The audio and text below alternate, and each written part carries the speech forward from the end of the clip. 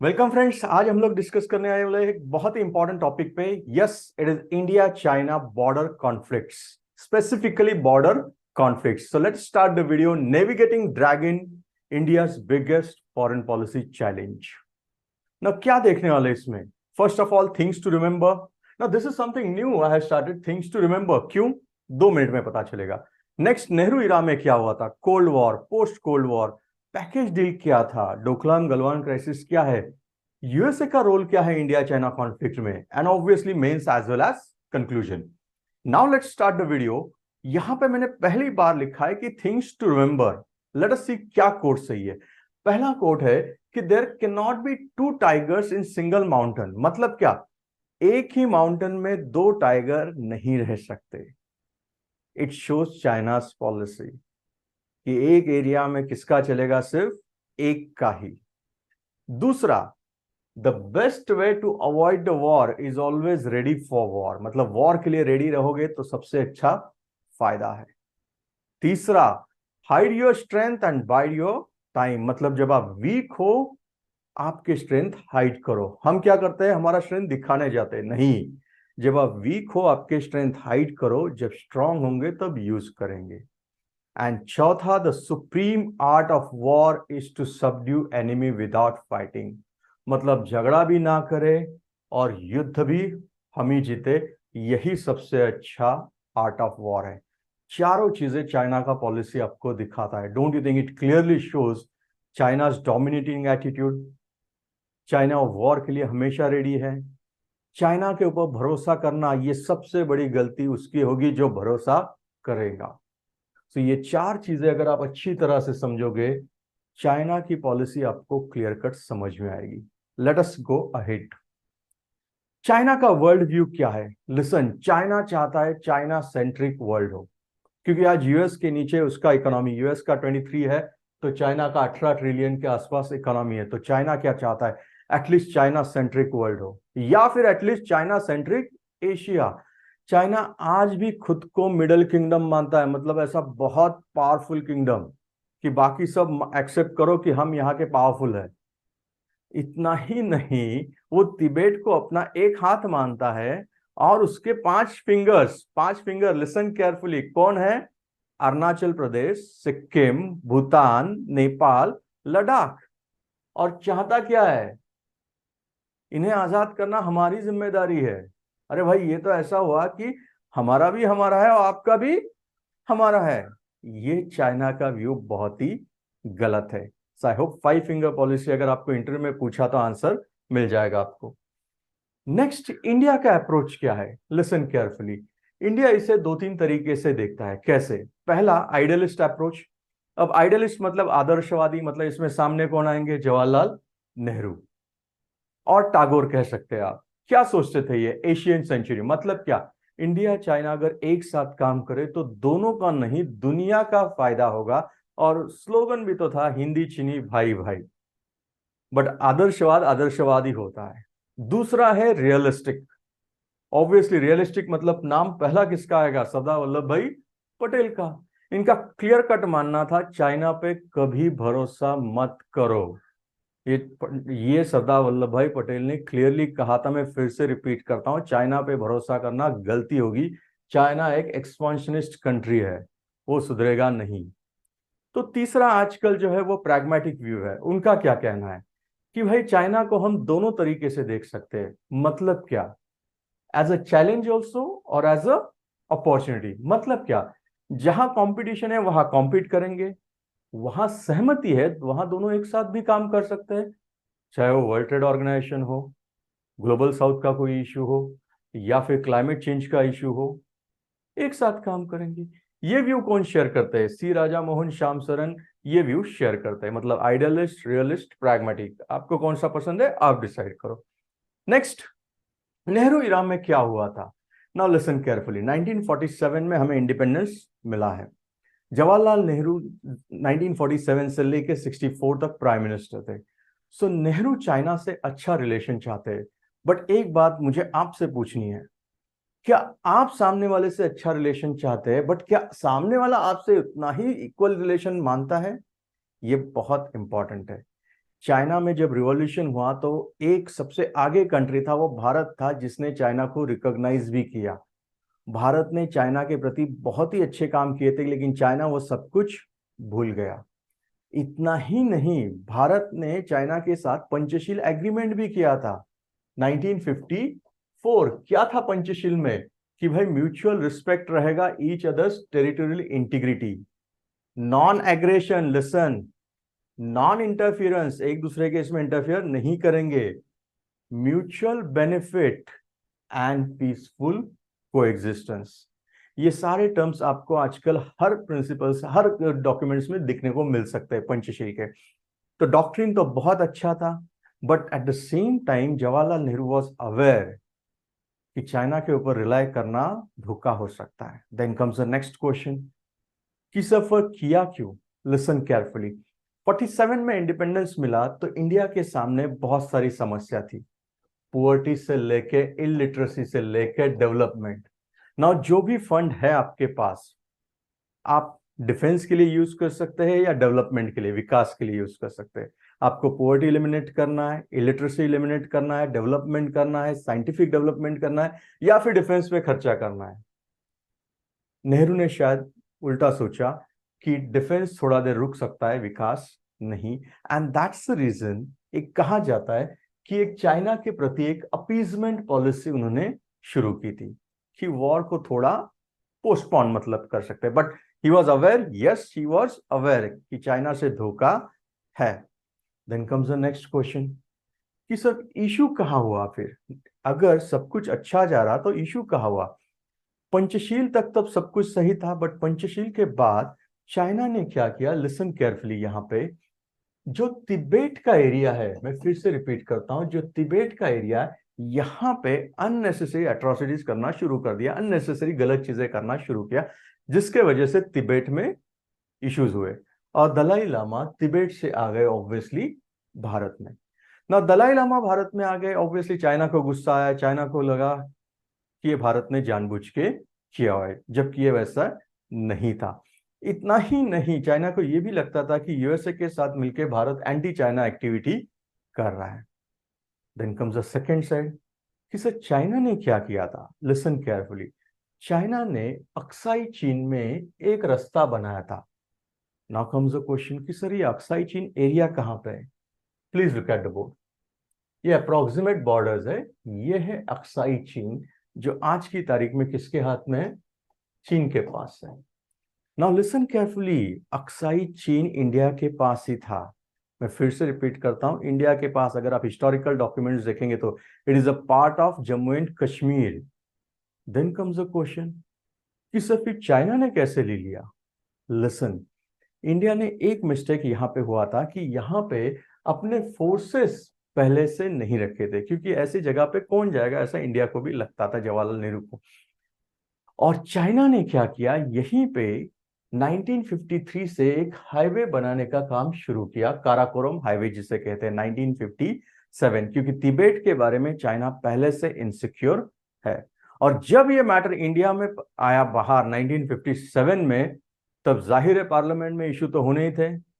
और तब नेहरू ने फॉरवर्ड पॉलिसी स्टार्ट कर दी। क्या थी ये फॉरवर्ड पॉलिसी?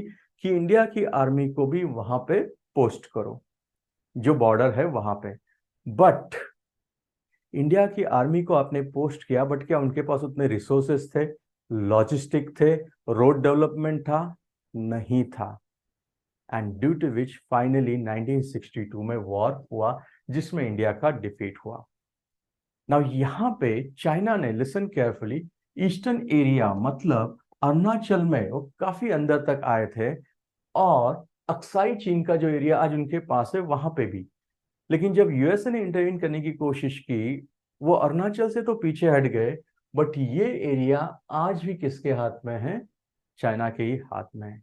और एक बात यहाँ पे याद रखना है, इस वक्त यूएसए ने मदद ऑफर की थी, बट सोवियत ने अपने मीग विमान नहीं दिए थे। Please listen carefully. सो ये हो गया इंडिया चाइना पहला क्लैश 1962 में। So can I simply divide the border issues? एक है वेस्टर्न सेक्टर, दूसरा है मिडल सेक्टर, और तीसरा है eastern sector. Eastern sector simple भाषा में अरुणाचल प्रदेश, तवांग एरिया, जिसे चाइना अपना ही पार्ट मानता है, सदर्न तिबेट। मैंने कहा ना, चाइना का सिंपल लॉजिक है, मेरा भी मेरा है, आपका भी मेरा है। मिडल सेक्टर में ज्यादा इश्यूज नहीं है, बट वेस्टर्न इसमें अक्साई चीन को अभी चाइना ने ऑक्यूपाई किया हुआ है। Then comes the next question कि सर आगे क्या हुआ। Listen carefully. Post cold war, that is 1990s के बाद सोवियत का तो डिसइंटीग्रेशन हो गया, और उसी वक्त चाइना में एक लीडर का उदय हो गया, उनका नाम डेंग जियोपिंग। डेंग जियोपिंग ने 1978-79 से चाइना में काफी रिफॉर्म्स इनिशिएट किए, और यही से स्टार्ट हुआ चाइना का पीसफुल राइज। और इनका ही एक कहना था जो मैंने पहले कोट किया था कि hide your strength and wide your time. मतलब क्या, आपके स्ट्रेंथ हाइड करो और वेट करो प्रॉपर टाइम आने का। उस वक्त चाइना ने यूएस से काफी मदद ले ली, और यूएस ने भी की, because US wanted to content Russia. मतलब हेनरी किसिंजर ने 1970s में एडवाइस किया था प्रेसिडेंट को, यूएस प्रेसिडेंट को, कि अगर सोवियत को कंटेंट करना है तो चाइना को पावरफुल करो। कर दिया। बट इससे हुआ क्या, सोवियत का तो डिसइंटीग्रेशन बाद में हो गया, बट चाइना पावरफुल होने लगा। और जैसे ही सोवियत का डिसइंटीग्रेशन हुआ, चाइना को पता चला अगली बारी अपनी है। मतलब क्या, यूएसए अब किसके तरफ देखेगा, अपने तरफ। और उसी वक्त इंडिया ने भी अपना पॉलिसी थोड़ा चेंज किया, इंडिया का लुक ईस्ट पॉलिसी स्टार्ट हुआ। ये था post cold war. Then comes the next question कि सब बॉर्डर में जो इश्यूज है, ये बॉर्डर है क्या। Listen carefully. जैसे कि मैंने कहा, 3 जगह मैंने बताई आपको, कौन कौन सी, एक ईस्टर्न सेक्टर, एक मिडल सेक्टर, और तीसरा मैंने कहा वेस्टर्न सेक्टर। ईस्टर्न सेक्टर मतलब अरुणाचल, वेस्टर्न सेक्टर मतलब अक्साई चीन। मिडल सेक्टर में इतने ज्यादा इश्यूज नहीं थे ना। इंडिया चाइना जो बॉर्डर है, 2 लोगों ने ड्रॉ की थी, एक तो जॉनसन और दूसरी है मैकमोहन। बट चाइना दोनों लाइंस को मानने को तैयार नहीं है। ये चाइना है, चाइना का कैसा है, जब वो वीक है तिब्बत को भी छोड़ देता है, लेकिन वो जब वो स्ट्रांग है, तब वो जो अपने हिसाब से हर चीज चाहता है। तो चाइना का कहना है ये मैकमोहन लाइन इंपीरियलिस्टिक लाइन है, हम इसे मानते नहीं है। Then comes the next question कि सर ये पैकेज डील क्या है आपने लिखा है। Listen carefully. अगर आप 1947 से देखेंगे, 1980s का पीरियड, मैं फिर से रिपीट कर रहा हूं, 1950 से लेके 1980s का पीरियड आप देखोगे, इंडिया चाइना में अगर आप देखोगे, इंडिया काफी हद तक आगे था। एक तो इंडिया डेमोक्रेसी, उसका फायदा है। इतना ही नहीं, इकोनॉमिक एस्पेक्ट में भी इंडिया काफी हद तक अच्छा परफॉर्म कर रहा था। उस वक्त कहा जाता है चाइना ने एक पैकेज डील भी ऑफर किया था। नाउ कम्स द क्वेश्चन, क्या है पैकेज डील। सी, चाइना का बॉर्डर इश्यू सॉर्ट आउट करने का ये एक अलग ही तरीका है। क्या, चाइना ना बाजू वाले जो कंट्रीज है उनके साथ अगर कुछ डिस्प्यूट होता है, तो उन्हें जो फेवरेबल लैंड होता है वो चाहता है उसके बदले तू मेरा ये लैंड ले ले, पैकेज डील। तो चाइना ने क्या कहा, भाई अक्साई चीन हमें दे दो, मतलब ये एरिया जो है इसके ऊपर इंडिया अपना कंट्रोल छोड़ दे, इन रिटर्न अरुणाचल प्रदेश का जो एरिया है उसके ऊपर से हम छोड़ देंगे। 1950 से लेके 80 तक कहा जाता है ये पैकेज डील था। Then comes the next question कि सर फिर इंडिया का क्या स्टैंड था इसमें। इंडिया ने इसे क्लियरली रिजेक्ट किया था, ऑब्वियसली, क्योंकि इंडिया का कहना था कि ये पैकेज डील वगैरह क्या होता है। बॉर्डर अगर इशू सॉर्ट आउट करना है तो पीसफुली करना है, वहां के लोगों के sentiment, geographical issue and practical difficulties, ये सारी चीजें देखनी है, ना कि पैकेज डील से काम होता है। देन कम्स द नेक्स्ट, ठीक है, तो क्या चाइना का डील आज भी है। नहीं। आज ये चाइना का पैकेज डील है क्या। नहीं। क्यों नहीं, क्योंकि आज की तारीख में अगर हम चाइना देखेंगे तो चाइना का इकोनॉमी है 18 ट्रिलियन के आसपास, और भारत का है 3.6 ट्रिलियन के आसपास। अब मेरा सवाल है, दोनों में इतना बड़ा गैप है, मतलब अराउंड 5-6 गुना चाइना बड़ा हो चुका है। चाइना मिलिट्री भी पावरफुल हो चुका है, इकोनॉमिकली भी पावरफुल हो चुका है, मैन्युफैक्चरिंग हब हो चुका है दुनिया का। मतलब दुनिया ना चाहे तो भी चाइना से लिंक उन्हें रखना ही पड़ेगा। तो चाइना क्या सोचता है अभी, अभी हम आपको इक्वली नहीं मानते, हम बहुत सुपेरियर है। अब हम सिर्फ कॉम्पीट करते हैं तो यूएस से ही करते हैं। और यूएस को हमारी बात माननी पड़ेगी। तो आज ये चाइना बात करता है क्या? नहीं करता है। Then comes the next question कि सर डोकलाम में क्या हुआ था 2017 में? पहले डोकलाम है क्या वो देखो ना। डोकलाम एक ऐसा रीजन है जो कि भूटान में है। Then your question will be immediately कि सब भूटान में है तो हमें क्या करना है? Please look at the map. ये चाइना है और ये भूटान, और ये है आपका पॉइंट डोकलाम। ये है Doklam point. Now don't you think, can I simply से डोकलाम एक ऐसी जगह लोकेटेड है जो कि स्ट्रेटेजिकली बहुत इंपॉर्टेंट है। क्यों? क्योंकि भारत को अगर नॉर्थ ईस्ट से कनेक्ट करना है तो उसे सिलगुड़ी से जाना पड़ेगा, एकमात्र कॉरिडोर है। तो अगर डोकलाम रीजन पे अगर चाइना ऑक्यूपाई करता है, डोंट यू थिंक वो इंडिया का नॉर्थ ईस्ट को वॉर के टाइम पे सीधा डिस्कनेक्ट ही कर सकता है, या फिर चाइना को एक अपर एज मिल जाएगा इस एरिया में? तो इंडिया ने कहा कि भाई ये ठीक नहीं है, ये नहीं चलेगा। क्यों नहीं चलेगा? बिकॉज इंडिया का क्लियर कट मानना है कि जो भी ट्रायलैटरल बाउंड्री पे है वो इश्यू सिर्फ दो कंट्री नहीं सॉल्व कर सकती, हम भी करेंगे। बिकॉज भूटान और इंडिया का फ्रेंडली रिलेशन है। स्टैंड ऑफ काफी दिन तक चला रहा और फाइनली चाइना इसमें पीछे हट गई। अब मेरा आपको एक रिक्वेस्ट है, ईयर है 2017।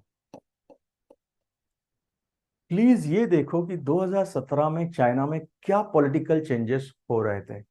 शायद वो भी एक एंगल हो सकता है डोकलाम क्राइसिस के लिए या डोकलाम इशू के लिए। नेक्स्ट है गलवान क्राइसिस जो 2020 में हुआ था ना। गलवान रीजन कहाँ पे है? ये जो दिखाई है यहाँ पे ना। यहाँ पे फिर से इश्यूज क्रिएट कर दिया, शोक रिवर वैली में है। Then comes the next question कि चाइना ये सब क्यों कर रहा है आजकल। लिसन केयरफुली, उसके पीछे एक कारण है। 2014 के बाद इंडियन गवर्नमेंट ने बॉर्डर एरियाज में काफी सारे डेवलपमेंट किए।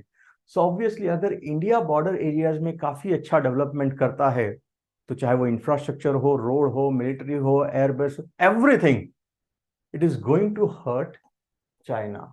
सो चाइना को वो हर्ट हो ही रहा है। तो चाहे वो गलवान हो, डोकलाम हो या पांगसो लेक हो, कहीं ना कहीं चाइना इश्यू क्रिएट कर ही रहा है। Then comes the next question, sir एक बार दोनों का स्ट्रेंथ ही देख लेते हैं। मिलिट्री, अगर मिलिट्री स्ट्रेंथ देखोगे तो एयरक्राफ्ट इंडिया के पास अगर 2000 के आसपास है तो चाइना के पास 3000 है। सो एज किसे है भाई? चाइना को ही है, मानते हैं। सबमरीन किसके पास ज्यादा है? 1878, मतलब अगेन चाइना। आर्मी किसका बड़ा है? Again China. डिफेंस बजट सबसे इंपॉर्टेंट, इंडिया का 72 बिलियन के आसपास है तो चाइना का है 225 बिलियन के आसपास। मतलब लिटरली इंडिया से 3 गुना ज्यादा है। सो डिफेंस बजट इमेजिन कर सकते हैं चाइना का कितना बड़ा है आज की तारीख में। Then comes the next question, यू में से कि सर तो हर चीज यही दिखा रही है कि चाइना ही सुपेरियर है। वेट, अगर आपने बाहुबली देखी होगी तो क्या सिर्फ आर्म्स और एमिनेशन से ही युद्ध का अंतिम रिजल्ट डिसाइड होता है? नहीं। अगर नहीं देखी तो देखना। अगर आप एक्चुअल कॉम्बैट एक्सपीरियंस देखोगे, एक्चुअल वॉर एक्सपीरियंस, इंडिया ने 4 से भी ज्यादा वॉर खेले। कहां पे? हाई एल्टीट्यूड पे। Obviously because of Pakistan. So India को कॉम्बैट एक्सपीरियंस किस में ज्यादा है? बहुत अच्छा एक्सपीरियंस इंडिया को ये यहाँ पे। वेयर एज चाइना को ये एक्सपीरियंस बहुत ही कम है। सिर्फ एक ही बार उन्होंने कोशिश की थी वियतनाम के साथ 1977 में, वो भी 3 हफ्ते में पीछे हट पड़े थे बिकॉज ऑफ हेवी कैजुअलिटी। मतलब जब बात आती है युद्ध की तो हाई एल्टीट्यूड पे सुपेरिटी किसकी है? इंडिया की है। तो just having military strength is not sufficient. Experience किसका ज्यादा है? इंडिया का एक्सपीरियंस बहुत ही ज्यादा है और यही इंडिया का सबसे बड़ा प्लस पॉइंट है। Then comes the next point कि सर चाइना ऐसा कर क्यों रहा है? एक साइड में आप कह रहे हैं कि sir it is between US versus China, तो वो इंडिया के साथ क्यों झगड़ा करना चाहता है? लिसन केयरफुली, चाइना एक साइकोलॉजिकल वॉरफेयर कह रहा है। क्या चाइना सचमुच में वॉर चाहता है? Let us see. Don't think अगर उन्होंने इंडिया के साथ बॉर्डर इशू सॉर्ट आउट कर दिया, इशू सॉर्ट आउट हो गया। तो तिबेट का क्या होगा? चाइना को आज भी तिबेट का इनसिक्योरिटी है, क्योंकि चाइना को डर लगता है कि कहीं इंडिया उसमें इंटरफियर ना करे, जबकि इंडिया ने कभी ऐसा नहीं किया। बट डिक्टेटर्स है, उनको इनसिक्योरिटी लगना जायज है। Then comes the next question कि सर चाइना सेंट्रिक वर्ल्ड भी तो चाहता है वो, इसलिए वो हमेशा क्या चाहेगा? Listen carefully, China centric world मैंने कहा मतलब चाइना को पता है कि चाइना का हेजेमनी अगर रोकने की ताकत किसी में है एशिया में, तो वो सिर्फ इंडिया में है। मैं फिर से रिपीट करता हूं, वो सिर्फ इंडिया में, not just because I am Indian या भारतीय हूं इसलिए नहीं बोल रहा हूं, बिकॉज भारत में वो ताकत है। भारत मिलिट्री भी पावरफुल है, नो डाउट चाइना का कंपैरेटिवली ज्यादा पावरफुल है, बट जैसे मैंने पहले कहा एक्सपीरियंस वाइज इंडिया काफी सुपेरियर है। दूसरा, इंडिया टेक्नोलॉजी वाइज काफी अच्छा है, इंडिया में मैन पावर भी है। सो डोंट यू थिंक, और एक बहुत बड़ा मार्केट, मतलब चाइना के हेजिमनी होने के सपने में सबसे बड़ा अगर डिस्टरबेंस क्रिएट करने वाला देश है तो उन्हें लगता है ये भारत है, और शायद यूएस भारत के साथ मिलके चाइना को डिस्टर्ब करें, ये चाइना को लगता है। ये हो गया दूसरा व्यू।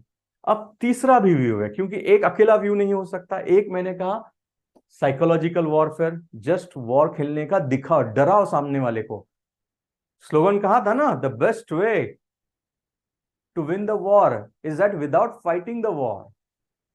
वॉर खेलो भी मत और सामने वाले को डराओ सिर्फ कि भाई हमारा इतना आर्मी है, इतना बजट है, हम कुछ भी कर सकते हैं। तो साइकोलॉजिकल वॉर। दूसरा, अगर इश्यू सॉर्ट आउट हुआ तो तिबेट का क्या होगा? और तीसरा, चाइना का जो ड्रीम है चाइना सेंट्रिक वर्ल्ड, इसमें उन्हें लगता है इंडिया एकमात्र ऐसा कंट्री है जो चैलेंज क्रिएट कर सकता है। और चौथा, जिसे मैं बहुत इंपॉर्टेंट मानता हूं, बहुत इंपॉर्टेंट, वो कि चाइना का internal issues, internal vulnerability, internal issues बहुत मैटर करते हैं फॉरेन पॉलिसी में।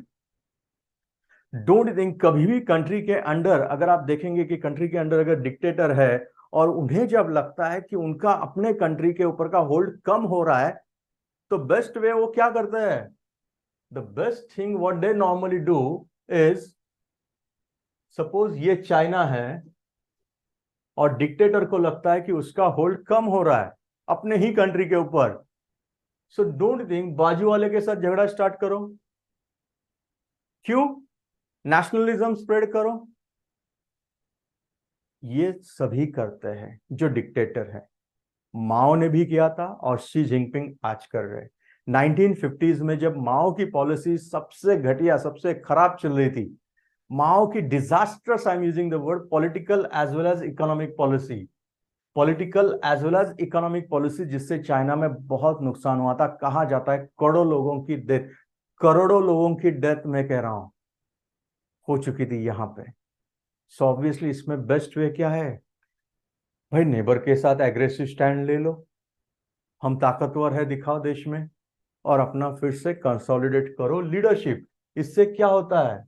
देश के अंदर भी लीडरशिप कंसोलिडेट होता है और पार्टी के अंदर भी। सो ये माओ ने किया था 1950s में, और वही आज आपको नहीं लगता शी जिनपिंग भी कर रही है?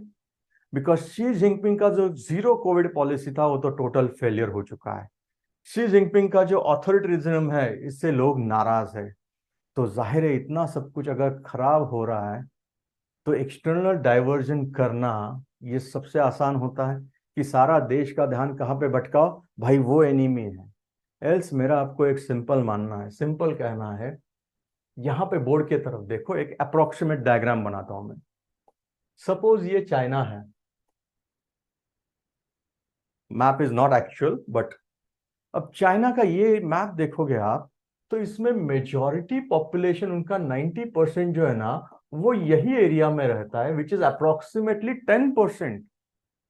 अब मेरा आपको सिंपल सवाल है कि इतना एरिया तो आपका ऐसे ही बंद पड़ा हुआ है, मतलब ज्यादा वहां पे डेवलपमेंट नहीं है, तो कहीं एक एरिया में आप बॉर्डर इश्यू क्यों क्रिएट करना चाहते हैं?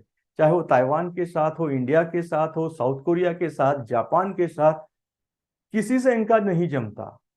मतलब कहीं ना कहीं इंटरनल इश्यूज भी मैटर करते हैं। आई होप क्लियर हुआ है। मतलब चाइना क्या चाहता है ये तो क्लियर हुआ है, चाइना ये क्यों कर रहा है ये भी आपको क्लियर हुआ है। ये मेंस के लिए और इंटरव्यू के लिए काफी इंपॉर्टेंट है। देन कम्स द नेक्स्ट कि सर इसमें यूएसए का क्या रोल है, सुपर पावर कौन है यूएसए, मतलब क्या यूएसए चाहेगा स्टेटस को बदलना, मतलब आज का हालत बदलना, कि यूएसए नंबर वन है, क्या वो चाहेगा भाई कोई और आ जाओ नंबर वन? नहीं। वेर चाइना रिविजनिस्ट पावर है, मतलब क्या, वो चाहता है ये बदलना है, मतलब उसे क्या बनना है, नंबर वन। तो जाहिर है दोनों के बीच में अभी ट्रेड वॉर ही नहीं, अलग अलग जगह पे वॉर चल रहा है।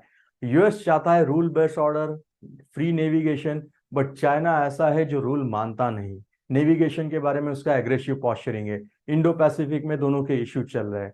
तो ऑब्वियसली यूएसए और चाइना में टसल हो रहा है। Yes, and it is because of USA, please listen carefully. आज तक चाइना ताइवान नहीं ले पा रहा है क्योंकि यूएसए को पता है, चाइना को पता है कि यूएसए इसमें इंटरवीन करेगा। सो ये हो गया यूएस का एंगल।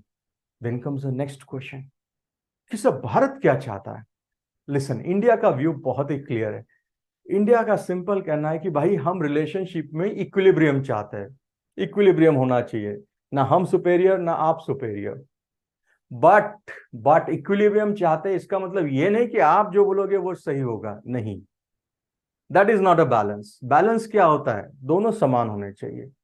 आप कहोगे कि ऐसा ही चलना है, नहीं चलेगा, वो बैलेंस नहीं है। Balance has to be mutual, वो म्यूचुअल होना चाहिए तो ही बैलेंस होता है।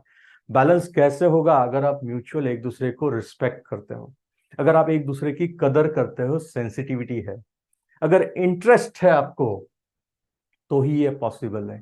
ये इंडिया के फॉरेन अफेयर्स मिनिस्टर जयशंकर जी ने कहा था। बट अनफॉर्चुनेटली आज की तारीख में ये दिख रहा है क्या, नहीं। और अगर नहीं दिख रहा है तो क्या इंडिया को चुप बैठना चाहिए क्या, नॉट एट ऑल। इंडिया को क्या करना चाहिए, India should always stand up for their rights, और वो इंडिया करेगा, करता रहा है, करता रहेगा हमेशा। सो ये है इंडिया का व्यू पॉइंट। नेक्स्ट, इंडिया का और भी कहना है क्या कि भाई चाइना का इशू है क्या, चाइना प्रॉमिस देता है लेकिन फॉलो नहीं करता। ये हमेशा याद रखो, चाइना प्रॉमिस तो करता है लेकिन फॉलो नहीं करता, ये हमेशा याद रखो चाइना के बारे में। सच मैंने पहले भी कहा है, चाइना पे जो भरोसा करेगा उसका ही नुकसान होता है। दूसरा, चाइना एक्सपांशनिस्ट है, मिडिल किंगडम के ऐसा बिहेव करता है, एक्सपांशनिस्ट कंट्री है। और तीसरा, आज तक आप ग्लोबल लेवल पे देखो, पिछले 70 साल में चाइना ने हमेशा इंडिया का इंटरेस्ट के अगेंस्ट ही काम किया है, चाहे वो पाकिस्तान की तरफ हो या यूनाइटेड नेशंस में हो, हमेशा। सो ऐसे देश के ऊपर हम भरोसा कैसे रखें।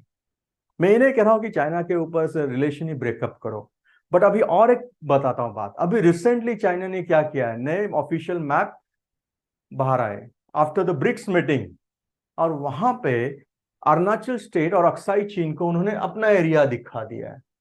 अब ये करने की क्या जरूरत थी, मतलब जानबूझ के सामने वाले को उकसाना, साइकोलॉजिकल वॉरफेयर। इतना ही नहीं, साउथ चाइना सी में भी उन्होंने वही किया है, जिसके वजह से साउथ चाइना के जो कंट्रीज है, आसियान के बहुत सारे कंट्रीज उससे नाराज है। सो इंडिया का कहना है कि भाई चाइना ये सारी चीजें करता है तो ये गलत है। सो ये सारे पॉइंट्स आपको मेंस एग्जाम के लिए इंपॉर्टेंट है। नेक्स्ट, फिर कंक्लूजन क्या, लिसन केयरफुली। इंडिया ने तो इसके ऊपर काम करना शुरू किया है क्या, क्वाड ग्रुप तो ऑलरेडी बन चुका है। किसका है क्वाड ग्रुप, अगर चाइना खुद को स्मार्ट समझता है स्ट्रिंग ऑफ पर्ल्स करके, तो डोंट यू थिंक इंडिया ने भी कुछ ऐसा ही किया है। USA, India, Australia and Japan, ये चार कंट्री एक साथ आके डोंट यू थिंक एक क्वाड ग्रुप बन चुका है, और ये चारों कंट्री एक दूसरे को सहकार्य कर रहे हैं। नो डाउट चारों ने ये कभी नहीं कहा कि ये किसी के खिलाफ है, ये मिलिट्री है, ऐसा कभी नहीं कहा है। उन्होंने कहा है कि हम सारे कोलैबोरेशन कर रहे हैं, किसमें भाई, 5G में कर रहे हैं, वैक्सीनेशन में कर रहे हैं, इंफ्रास्ट्रक्चर में। बट डोंट यू थिंक यही आगे जाके मिलिट्री अलायंस क्यों नहीं हो सकता अगर जरूरत पड़ी तो, because for every country there national interest is most important. So India को भी लागू होता है। सो इसमें कुछ गलत है क्या, नहीं। इतना ही नहीं, इजराइल के साथ और यूएई के साथ भी तो, मिडल ईस्ट के साथ भी तो अच्छे रिलेशन हो रहे। I2U2 जो रिसेंटली हुआ था, और इंडिया का यूएस के साथ तो काफी अच्छा रिलेशन चल रहा है, मतलब यूएस के साथ रिलेशन अच्छा हो रहा है, यूरोप के साथ अच्छा रिलेशन चल रहा है। But at the same time India ने यह भी क्लियर किया है कि इसका मतलब ये नहीं कि हम रशिया के साथ रिलेशन खराब करेंगे। रशिया हमारा टेस्टेड फ्रेंड है, तो उसके साथ भी रिलेशन रहेंगे। ये बहुत इंपॉर्टेंट है एग्जाम में। आगे क्या करना चाहिए फिर इंडिया को? लिसन केयरफुली, ये बहुत रिलेवेंट है। पहला, भाई बातचीत का दरवाजा हमेशा खुला रखो। कितना भी झगड़ा हो, बातचीत हमेशा खुली रखनी चाहिए। बातचीत से बातें आगे चलती है, एटलीस्ट उस आपके डिफरेंसेस कम होते हैं। एंड दूसरा और मोस्ट इंपॉर्टेंट, अलायंसेस करो, क्योंकि अलायंसेस से आपको काफी मदद मिलेगी। अभी हमने देखा कि इंडिया और चाइना अगर कंपैरिजन करेंगे, इकोनॉमिक वाइज चाइना सुपेरियर है, मिलिट्री वाइज चाइना सुपेरियर है। बट इंडिया के बाजू में जोड़ दो US, Europe and middle east के कुछ कंट्रीज एंड अफ्रीका, अगर ये अलायंसेस आप जोड़ते जाओगे, चाइना कुछ नहीं होगा, India will be too powerful. वही स्लोगन जो चाइना यूज करता है, to subdue enemy even without fighting, मतलब वॉर जीतने का, वॉर खेले बगैर। ये कब पॉसिबल हो सकता है? जब आप अच्छे अलायंसेस बनाओगे, अच्छे alliances, reliable alliances, workable alliances बनाओगे तो। एंड तीसरा and most important, be always ready for potential conflict. मत डरो चाइना से कि चाइना बहुत बड़ा है, ऐसा कुछ नहीं है। गलवान में उनका नुकसान अपने से ज्यादा हुआ है, बट वो डिक्लेयर नहीं करते। Always ready for war, prepare for war, that is the best way to avoid the war. So please ऐसा मत सोचो कि भाई युद्ध से दोनों का नुकसान होने वाला है, ये बॉलीवुड का मूवी नहीं है, दिस इज रियलिटी। सो यहाँ पे बेस्ट वे क्या होता है वॉर अवॉइड करने का? Always ready for war. So अगर कॉन्फ्लिक्ट होता है तो कॉन्फ्लिक्ट से जवाब देंगे, अगर बातचीत है तो बातचीत से जवाब देंगे। बट इतना करके ही सफिशिएंट नहीं है। हमने देखा कि चाइना का बजट 224 बिलियन और इंडिया का हार्डली 70 बिलियन, मतलब हमें डिफेंस का एक्सपेंडिचर क्या करना होगा? काफी हद तक बढ़ाना होगा, एटलीस्ट 3% ऑफ जीडीपी तो होना ही चाहिए। इतना ही नहीं, सिर्फ डिफेंस का बजट बढ़ा के फायदा नहीं है, उसमें आत्मनिर्भरता भी होनी चाहिए। भाई डिफेंस मैन्युफैक्चरिंग, हम कह रहे हैं कि हमारे पास 1000 एयरक्राफ्ट है और 25 रफाल लेके आएंगे और 5th जनरेशन लेके आएंगे, नहीं। वो शॉर्ट टर्म के लिए ठीक है, लॉन्ग टर्म में आपको आत्मनिर्भर होना ही पड़ेगा। Because only strength respect strength, आपकी खुद की ताकत है तो ही अच्छी चीज है। अगर आप किसी और के ऊपर रिलाय कर रहे हो तो उसे भी आपके वीक एरिया पता चलेंगे। So be strong as far as possible and wherever possible. मदद लेना गलत बात नहीं है, बट आत्मनिर्भर होना सबसे अच्छी बात है। एंड मोस्ट एक्टिव बनो यार, रिएक्टिव मत बनो। मतलब क्या? सिर्फ चाइना ने एग्रेशन किया इसलिए हमने रिएक्शन किया, don't do like that. Actively involve करो। चाइना को भी डर लगना चाहिए। कैसे कर सकते हैं? बॉर्डर एरिया अच्छा डेवलप करो, तो चाहे वो इंफ्रास्ट्रक्चर हो, रोड्स हो, मिलिट्री बेसिस हो, एयर बेसिस हो, हर चीज इतना अच्छा डेवलप करो कि सामने वाले को डर लगना चाहिए कि भाई इसके पास इतना कुछ है, इससे झगड़ा करना अपना फायदा नहीं है। इतना ही नहीं, भारत को और एक चीज करनी चाहिए। क्या? Option beyond line of actual control. मतलब क्या? अगर तू हमें अक्साई चीन में इशू क्रिएट कर रहा है, अरुणाचल में ये इशू क्रिएट कर रहा है, तो भाई साउथ चाइना सी में भी तो हम फ्री नेविगेशन की बात कर सकते हैं, वहां पे भी तो किसी का साइड ले सकते हैं। इतना ही नहीं, मलाक्का स्ट्रेट जहां से सबसे ज्यादा ट्रेड भी चलता है, वहां पे भी अपने बेसेस बना सकते हैं। दैट इटसेल्फ मीन्स इंडिया को सारे लेवल पे स्ट्रेटेजी करेंगे तो ही इंडिया को सक्सेस मिलेगा। बिकॉज चाइना इंडिया से रियली वॉर चाहता है क्या? मेरा आंसर आज भी नेगेटिव है। But China, listen carefully, China क्या चाहता है? चाइना चाहता है कि इंडिया यूएस के तरफ ना झुके। भाई ये तो गलत बात है। मतलब आप दोस्त नहीं है इसलिए आप भी दोस्ती छोड़ दो। इसलिए मैंने कहा ना कि चाइना का बिहेवियर वो छोटे बच्चे के जैसा ही है, मैं उससे बात नहीं करता तो तू भी बात मत कर, तेरा भी मेरा और मेरा भी सब कुछ मेरा, ये नहीं चलेगा भाई। तो इंडिया को क्या करना होगा, इंडिया को अपना पहला एटीट्यूड बदलना होगा। कौन सा? नॉन अलाइनमेंट का। और इंडिया के पास यहाँ पे ऑप्शन है ही नहीं। इंडिया को सबके साथ अलायंसेस बनाने पड़ेंगे, और अलायंसेस का बहुत फायदा इंडिया को होगा। वाई? बिकॉज वेस्टर्न कंट्रीज के पास टेक्नोलॉजी है, सैटेलाइट है। So don't you think high altitude में अगर वॉरफेयर होता भी है तो इंडिया को सबसे बड़ा फायदा यहाँ पे हो सकता है। क्योंकि कुछ लोगों का मानना है कि इन फ्यूचर हो सकता है इंडिया और चाइना के बीच में वॉर हो जाए। कहा जाता है कि इंडियन ओशन, एक तो इंडियन ओशन में ये वॉर हो सकता है, या फिर नॉर्थ ईस्टर्न बॉर्डर पे ये वॉर हो सकता है।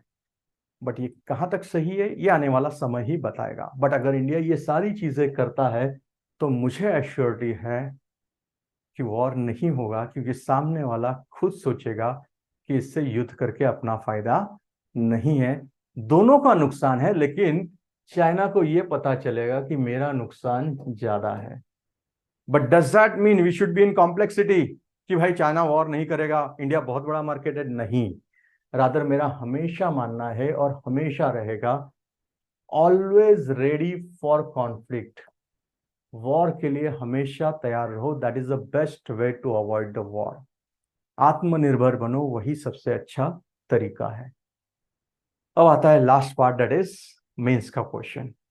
Do you think border tensions, जो बॉर्डर पे जो टेंशन चल रही है, वही डिक्टेट करता है इंडिया चाइना का रिलेशंस? आपको क्या लगता है? अगर आंसर आता है तो कोशिश करना, अगर वीडियो पसंद आए तो लाइक शेयर एंड सब्सक्राइब करना। Thank you very much.